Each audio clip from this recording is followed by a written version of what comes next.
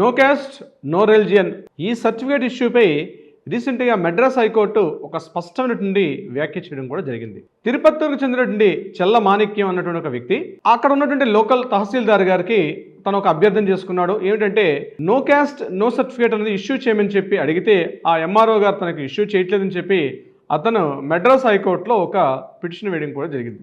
అయితే అక్కడ సదర్ ఎంఆర్ఓ గారు మాట్లాడుతూ no caste no religion certificate అడిగిన మాట వాస్తవమే, కానీ దానికి సంబంధించినటువంటి ప్రూఫ్స్ లేవు కదా, అందుకే నేను ఇవ్వలేదని మాట్లాడినప్పుడు ఎగ్జాక్ట్లీ సర్టిఫికేట్ అడిగే ముందు రుజువు పత్రాలు సమర్పించడం కూడా చాలా చాలా ఇంపార్టెంట్. ఇప్పుడు చూడండి, ఇన్కమ్ ప్రూఫ్ సర్టిఫికేట్ కోసం చెప్పి ఎంఆర్ఓ గారిని అడిగామనుకోండి, తనకు అల్పాదాయ వర్గాలు ఉన్నట్టుగా రుజువు చేసే ఒక సర్టిఫికేట్ ఇష్యూ చేసేటప్పుడు నిజంగా అతనికి అది ఉందా లేదని చెప్పి కూడా కన్ఫర్మ్ చేస్తారు. ఒకవేళ క్యాస్ట్ సర్టిఫికేట్ ఇష్యూ చేసేటప్పుడు అతను నిజంగా ఆ క్యాస్ట్కి సంబంధించిన వ్యక్తా కాదని చెప్పి ఒక కన్ఫర్మేషన్ చూసి దానికి సంబంధించి కన్ఫర్మేషన్ అయితేనే సర్టిఫికేట్ ఇష్యూ చేస్తారు.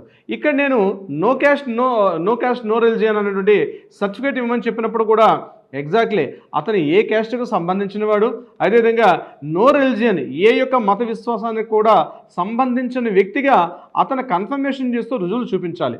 అంతేగాని ఇంట్లో మాత్రం ఏదో ఒక మతానికి సంబంధించినటువంటి రిచువల్స్ కానీ ఆచారాలు కానీ సంప్రదాయాలు కానీ పాటిస్తూ డైరెక్ట్గా ఎంఆర్ఓ గారు ఆఫీస్కి వెళ్ళి no caste no religion certificate ఇవ్వమని చెప్తే ఖచ్చితంగా తహసీల్దార్ గారు అంటే ఎంఆర్ఓ గారు రిజెక్ట్ చేసే అవకాశం ఉంటుంది. ఏదేమైనప్పుడు కూడా సాక్ష్యం అనేది బలంగా ఉండాలి.